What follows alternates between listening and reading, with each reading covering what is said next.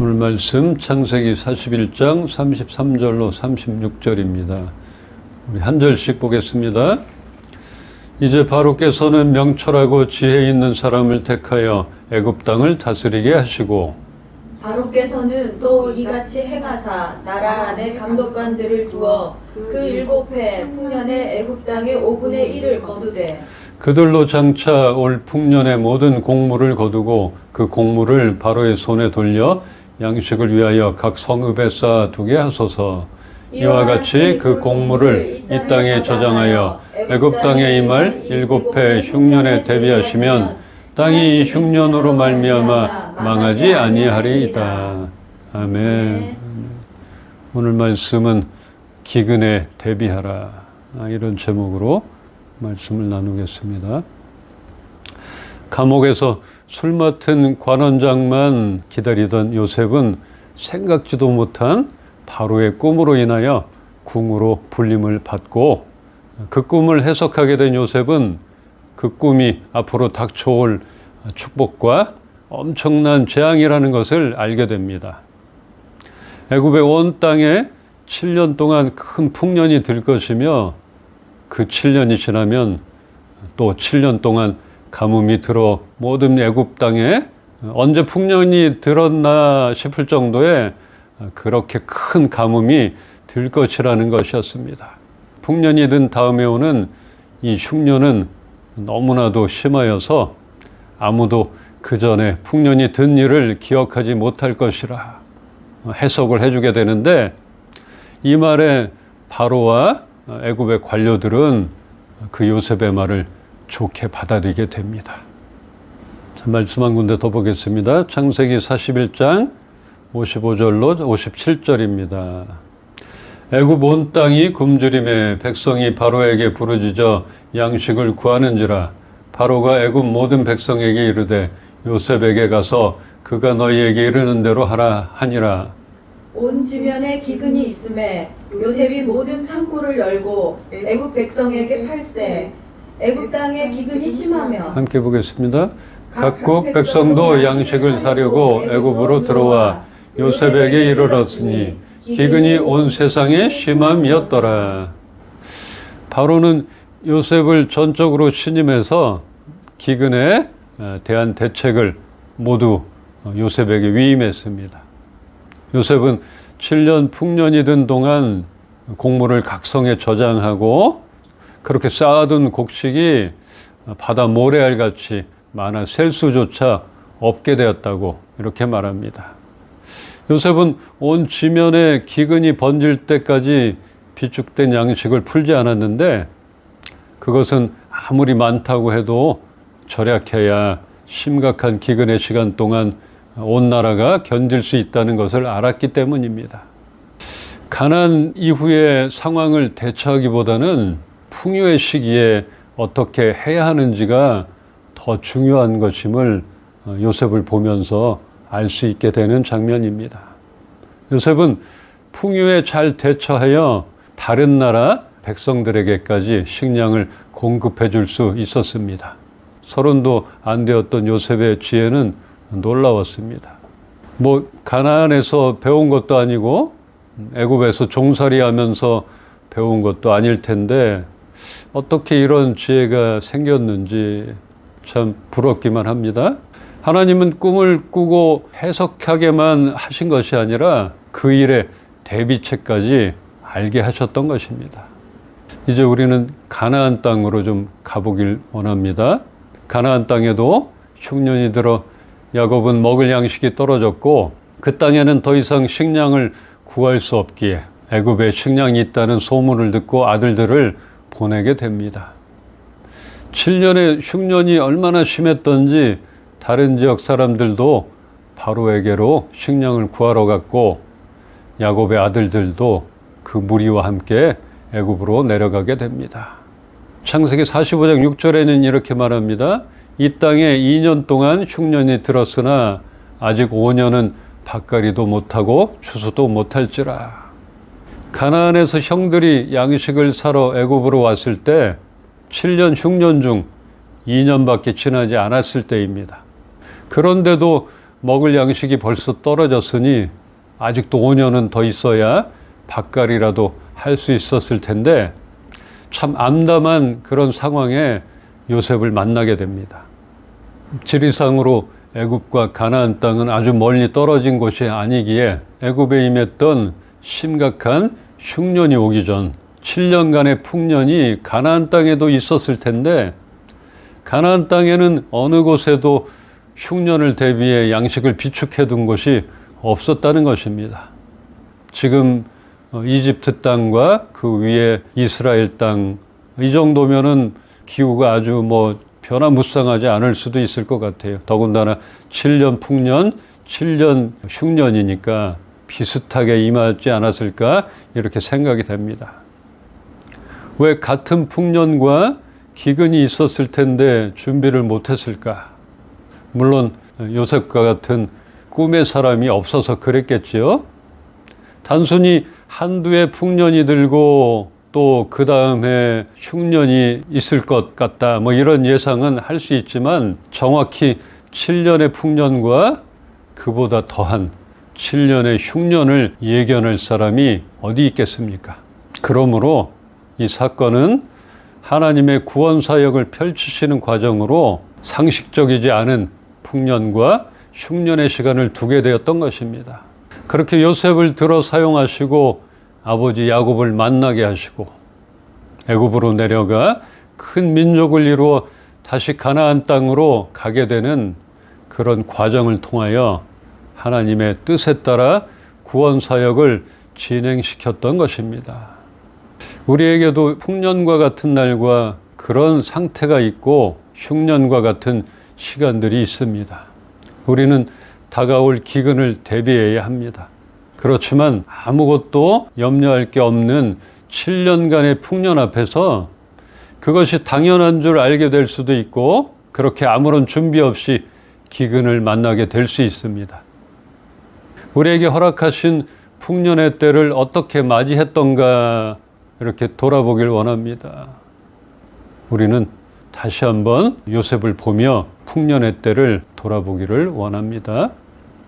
요셉이 총리가 된 나이가 30세라 합니다. 7년의 풍년 동안에 요셉에게 두 아들이 태어났는데 장남 므낫세의 이름의 뜻은 잊게 한다 이런 뜻입니다. 그 이름을 지으며 요셉은 지난날의 쓰라린 아픔을 온전히 잊어버리려 했을 것입니다. 둘째 아들 에브라임, 이 이름의 뜻은 두 배의 결실 이런 뜻입니다. 하나님은 그의 삶을 그렇게 풍성하게 하셨습니다. 이러한 형통과 성공 이전에 요셉의 지나온 시간들을 우리는 봐야 할 것입니다. 형들의 손에 애굽으로 팔려갔을 때 요셉의 나이는 17세입니다. 그 후 보디발의 집에서 종으로 그래도 한 5, 6년은 있었을 것이고 감옥에서 최소 그 이상의 시간을 있었을 것입니다. 그 10여 년의 세월 동안 얼마나 외롭고 힘겨운 시간이었을지 짐작만 할 수 있을 것 같습니다. 그렇게 또 거의 10년의 시간이 지나서야 아버지 야곱을 만나게 됩니다. 그때가 39 정도 됐던 시기입니다. 애굽의 총리가 되고 결혼도 하여 아들도 생기고 부러울 것이 없는 안정된 삶이었지만 그래도 이방의 풍습이나 신앙에 물들지 않고 요셉은 하나님을 경외함을 잃지 않았습니다. 애굽의 총리가 요셉인지 모르고 두려움에 납작 엎드려 있는 형들 앞에서 나는 하나님을 경외하노니 너희는 이같이 하여 생명을 보전하라 이렇게 당당하게 말했던 요셉입니다. 그러기에 하나님을 경외하는 요셉을 형통케 하셔서 요셉이 처음 머물렀던 그 보디발 장군의 집이 복을 받고 더 나아가서 7년의 기근을 대비한 애굽과 바로의 온 집이 복을 받고 정말 더 나아가서는 가나안에 있는 야곱과 그 집이 복을 받게 하셨습니다. 하나님을 경외하는 사람으로 인하여 그 주변 사람들이 복을 받게 되었던 것입니다. 요셉의 이름의 뜻을 보기를 원하는데 요셉의 이름의 뜻은 하나님이 더하실 것이다 이런 뜻입니다. 그렇게 하나님은 요셉을 바로의 궁까지 들어가게 하셨습니다. 가나안에는 요셉 같은 사람이 없었을까? 없었겠죠? 안타깝게도 하나님이 주신 특별한 계시는 요셉에게만 허락하시어 생명을 살리게 하셨고 하나님을 나타내 보이셨습니다. 바로 궁에도 전 보는 자, 능력 있는 자를 다 불렀잖아요. 그래도 그 꿈이 뭔지를 해석할 자가 없었던 것이에요. 가나안 땅에도 그 땅에 이 기근을 대위하는 자가 없었다는 것입니다. 이것은 하나님이 주신 특별한 이런 계시는 요셉에게만 허락하시어 생명을 살리게 하셨고 하나님을 나타내 보이셨던 것입니다. 말씀 한 군데 더 보겠습니다. 창세기 47장 23절로 25절 한 절씩 보겠습니다.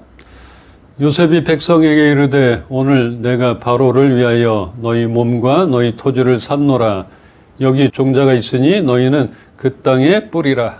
추수의 5분의 1을 바로에게 상납하고 5분의 4는 너희가 가져서 토지의 종자로도 삼고 너희의 양식으로도 삼고 너희 가족과 어린아이의 양식으로도 삼으라. 그들이 이르되 주께서 우리를 살리셨사오니 우리가 주께 은혜를 입고 바로의 종이 되겠나이다. 눈으로 한번 이렇게 봐주세요. 요셉이 어떤 식으로 나누고 있고 대처를 했는가 한번 보셨으면 좋겠습니다.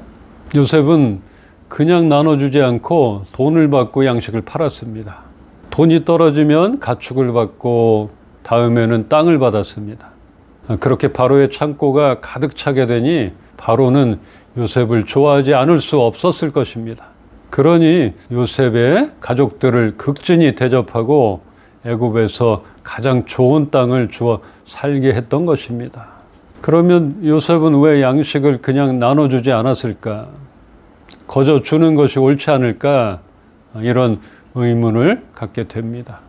일단은 요셉은 바로 왕의 청지기입니다. 맡겨준 일들을 잘 감당하고 수입을 남겨야 했을 것입니다.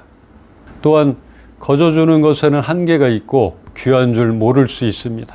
아마도 폭리를 취하지는 않았을 것이에요. 기근이 어찌나 심한지 가축도 돌보고 그 백성들은 먹고 살기에는 쉽지 않았고 그 가축들과 양식을 바꾸어 그 가축들은 따로 잘 키우게 됩니다.